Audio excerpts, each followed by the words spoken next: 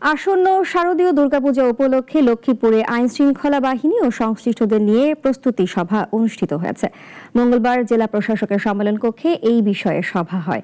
জেলা প্রশাসক রাজীব কুমার সরকার এর সভাপতিত্ব করেন। উপস্থিত ছিলেন পুলিশ সুপার আক্তার হোসেন, সেনা ক্যাপ্টেন রাহাত খান, র্যাব 11-র ভারপ্রাপ্ত কোম্পানি কমান্ডার মিঠুন কুমার কুন্ডু, হিন্দু বৌদ্ধ খ্রিস্টান ঐক্য পরিষদ সহ বিভিন্ন দফতরের কর্মকর্তারা।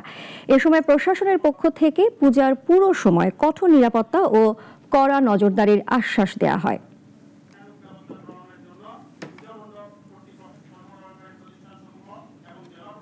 এখন যেহেতু প্রতিমা নির্মাণ কাজ চলছে, আপনাদের প্রিপারেশন চলছে, তো এই জায়গাটা একটু আপনারা ফোকাস দিবেন।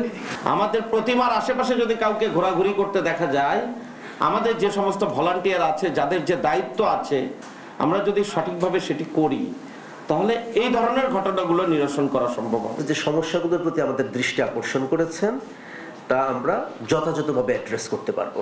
এ ব্যাপারে আমাদের আন্তরিকতার কোনো ঘাটতি থাকবে না।